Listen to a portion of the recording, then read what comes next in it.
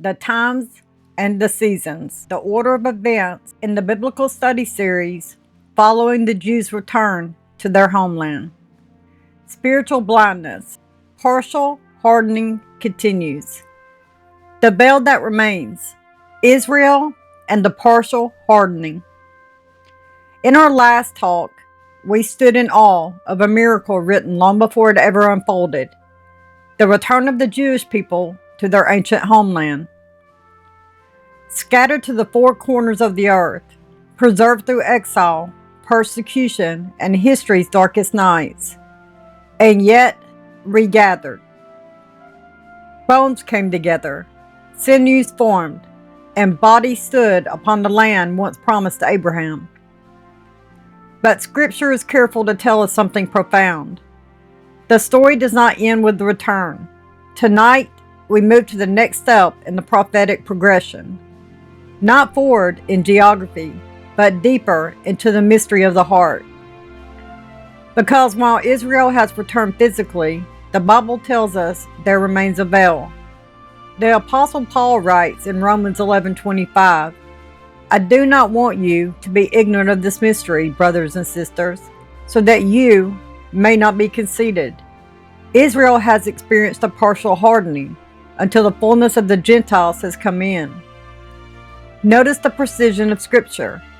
Not a total rejection, not an abandonment, and not a broken promise, but a partial hardening, temporary, purposeful, and measured by God Himself. Israel stands in the land, yet does not see the one who walked among her. The promises are intact, the covenants are alive, but recognition has been delayed. The veil, seen and unseen. Paul explains again in 2 Corinthians, to this day when Moses is read, a veil lies over their hearts. The veil is not ignorance. It is not lack of intelligence. It is not stubbornness. It is spiritual blindness, allowed for a season.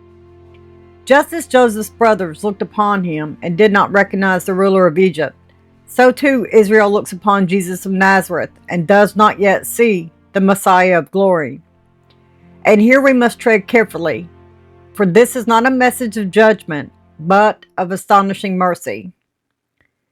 Romans 11 answers the question plainly. Through their trespass, salvation has come to the Gentiles. What Israel rejected temporarily, God used redemptively. The cross, meant as a stumbling block, became the doorway through which the nations entered. When Israel paused, the gospel ran. Across oceans, across empires, and across centuries, from Jerusalem to Judea, to Samaria, to the ends of the earth. This is not replacement, this is expansion. We, the church, now live in the sacred overlap. Israel, restored physically, the church gathered spiritually.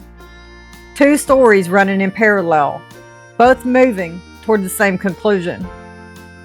Paul warns the Gentile believer, do not boast over the branches. You do not support the root supports you. This is not a time for arrogance, it is a time for humility. For if God was faithful to preserve Israel through exile, He will be faithful to complete what He has promised. Prophetically, this season feels quiet, but it is not inactive. Israel builds, Jerusalem stands contested, and the nations watch.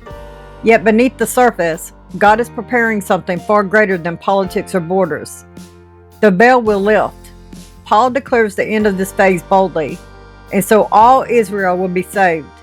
Not through force, not through coercion, but through revelation. Just as winter prepares the ground for spring, this hardening prepares Israel for recognition. Zechariah foresaw this moment. They will look upon me when they have pierced and mourn. That day is coming, but not yet. And until it does, the world moves closer to the next prophetic shift. We stand now in the space between regathering and recognition, promise and unveiling, silence and awakening. This is not delay, it is design. The God who scattered Israel is the God who gathered her. The God who allowed the veil is the God who will remove it. And as we move forward in this series, we will watch the pressure mount, the nations converge, and the stage prepare for the moment when blindness gives away to sight. Because the same God who keeps his promises never forgets his people.